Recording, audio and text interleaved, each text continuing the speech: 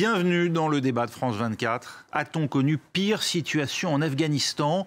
Sans doute pas depuis la fin de la guerre, mais a-t-elle jamais cessé en réalité ? On est en droit de s'interroger au rythme auquel se succèdent les attentats ces jours derniers. Kaboul en était encore à compter ses morts de l'attaque samedi à l'ambulance quand un nouveau groupe de kamikazes s'en est pris cette fois à l'Académie militaire nationale de la capitale afghane. Bilan, une dizaine de victimes qui viennent s'ajouter à celles de l'hôtel intercontinental et de l'ONG Save the Children de Jalalabad.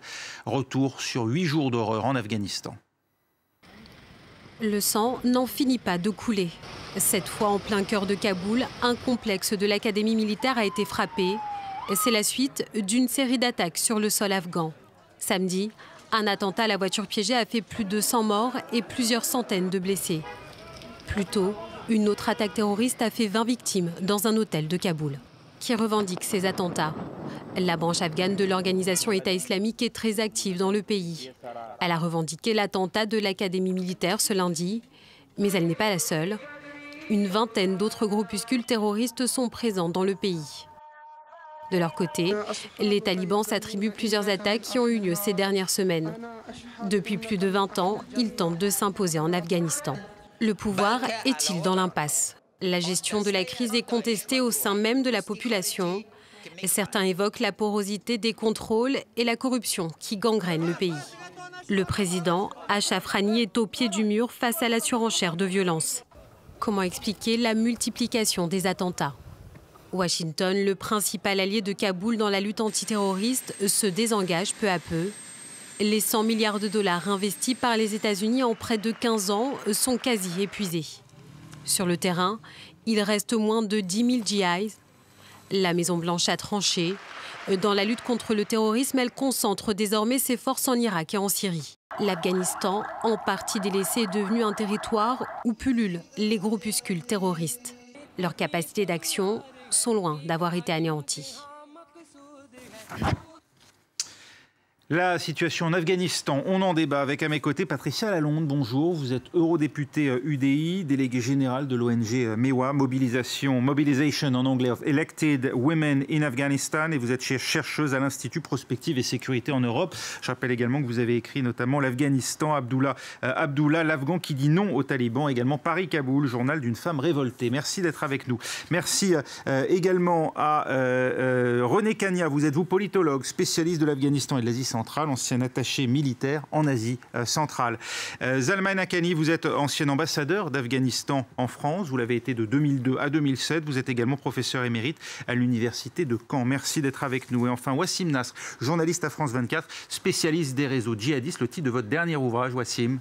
État islamique, le fait accompli. Le fait accompli, merci. Voilà. Merci à vous quatre d'être avec nous. Zalman Haqqani, que sait-on d'abord de cette académie, la prestigieuse académie militaire Maréchal Fahim, décrite en tout cas ici en France comme un peu le Saint-Cyr afghan?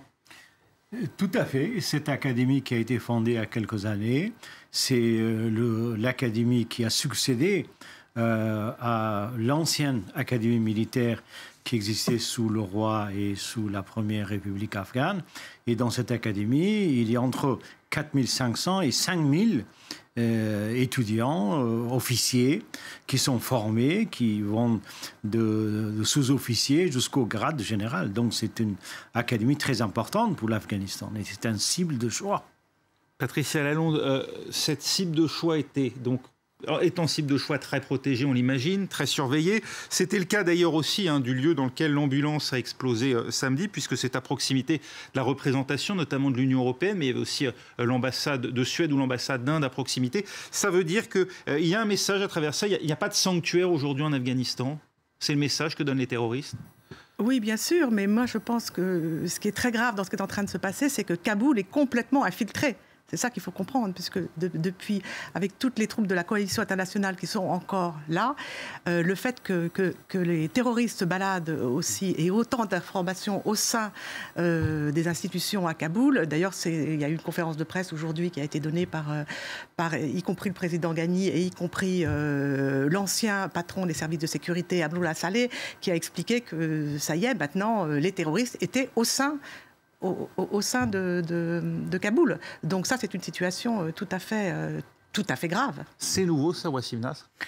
C'est pas très nouveau, mais ça remonte à la surface aujourd'hui. Il faut rappeler que l'académie militaire était déjà ciblée par l'État islamique il y a quelques mois. Donc c'est la deuxième fois en quelques mois que cette base qui est supposée être sécurisée, etc., est ciblée.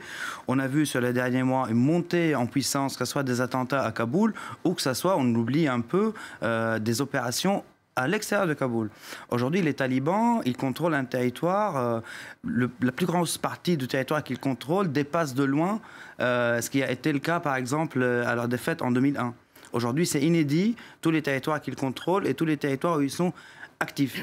Et aujourd'hui aussi, on a donc l'État islamique qui est très présent au Nangarhar, donc à la frontière avec le Pakistan, mais aussi dans d'autres provinces. Et pour rappeler quelque chose, donc on parle beaucoup de guerre contre le terrorisme, etc., en Afghanistan, Syrie, Irak, Mali ou ailleurs. Mais aujourd'hui, par exemple, en ce qui concerne l'armée américaine, les plus grosses pertes sont en Afghanistan. Les plus grosses pertes, par exemple, de l'armée américaine face à l'État islamique, donc encore une fois, malgré ce qu'on entend, guerre, Syrie, Irak, etc., c'est en Afghanistan. Ce n'est pas ailleurs. Donc ça, il faut le garder en tête. Et on voit, en tout cas, que du moment où il y a un désengagement militaire ou des moyens militaires d'Afghanistan pour être misés en Syrie, en Irak, on a vu la remontée en puissance des talibans et l'implantation de l'État islamique.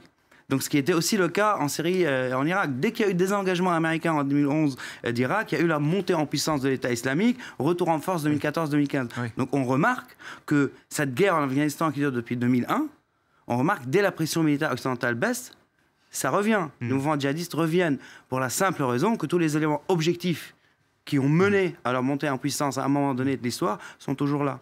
Et les djihadistes, d'après eux, d'après les entretiens que j'ai pu mener avec eux, ce qu'ils disent toujours, c'est que le temps joue pour eux. Ils disent, nous, on a le temps. Vous avez les montres, nous, on a le temps. Et donc, ils misent sur le long terme.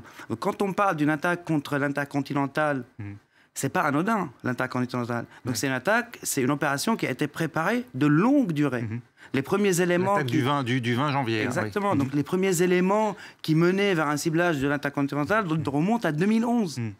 Du groupe Haqqani. Ça remonte à 2011 quand même. Oui. Donc c'est ça qu'il faut garder en tête, c'est qu'eux, ils peuvent aller sous les radars, on peut imaginer que leur puissance de feu est tarie, que c'est sécurisé, mais c'est qu'ils attendent juste le moment opportun pour agir. On va en parler. On parlera notamment de la présence du groupe État islamique, par quoi elle se caractérise, et bien sûr aussi de la pression des talibans qui, comme vous le dites, n'a jamais été aussi forte.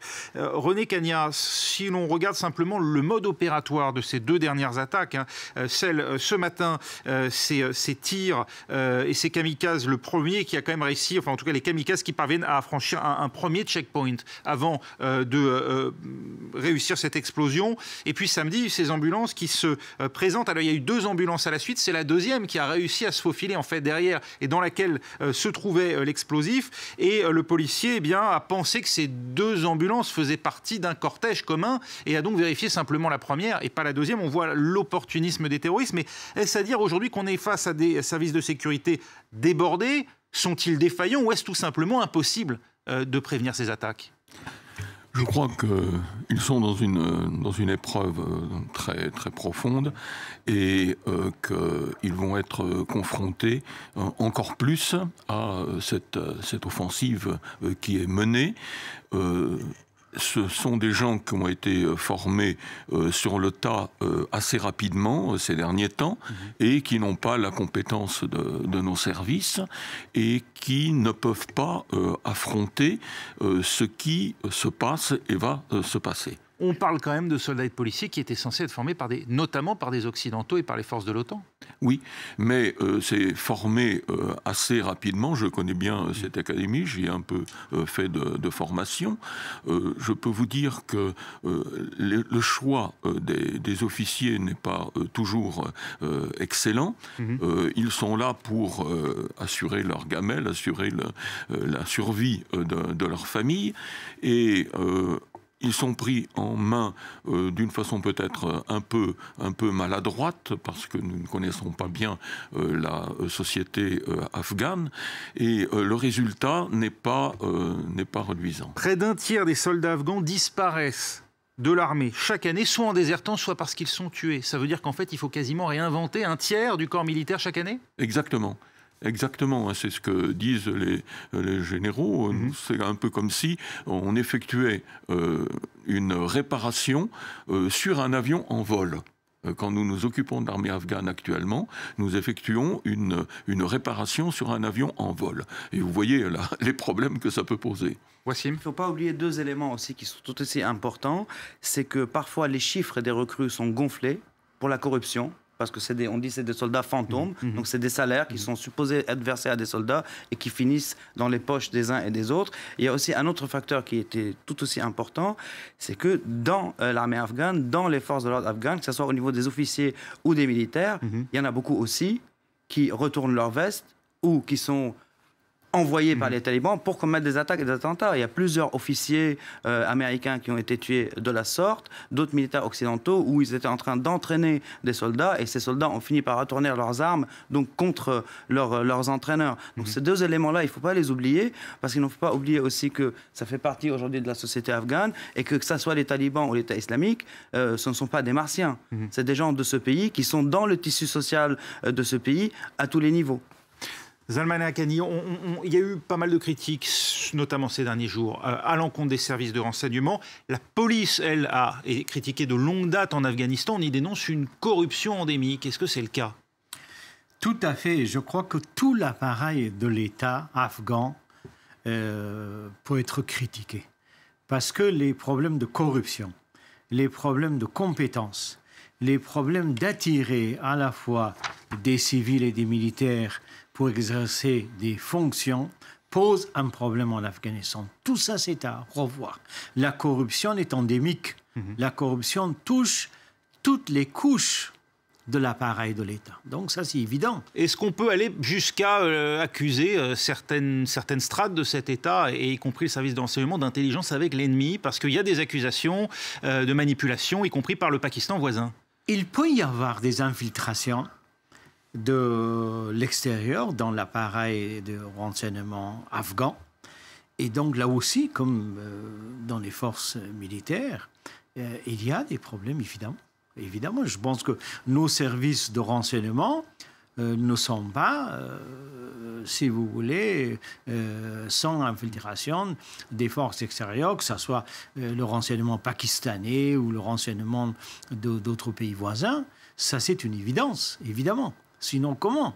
Patricia Lalonde, l'ennemi, il est au cœur de l'appareil d'État? Oui, bien sûr. Moi, je pense qu'il faut mettre en perspective l'arrivée de Gulbuddin Hekmatyar, qui est quand même un grand terroriste qui a été enlevé par les Américains de la liste des terroristes très récemment.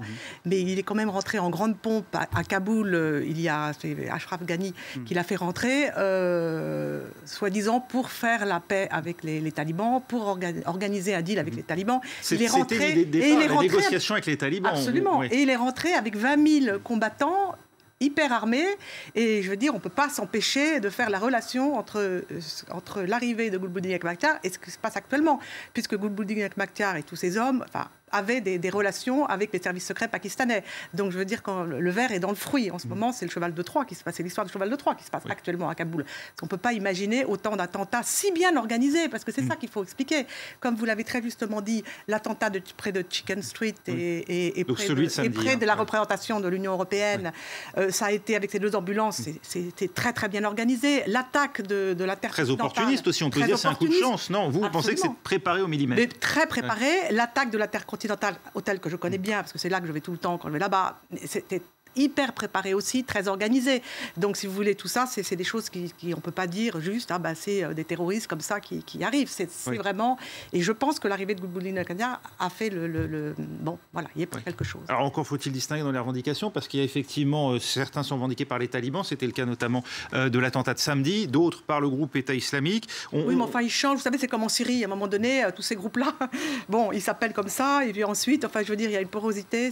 Mais c'est certain que Daesh est très présent maintenant, et surtout dans le Nord. Oui. Et il y a une autre chose que je voulais dire, c'est qu'il y a une grande déstabilisation du pays aussi politique actuellement, parce que vous avez des revendications très fortes. Le Nord est en train d'être déstabilisé.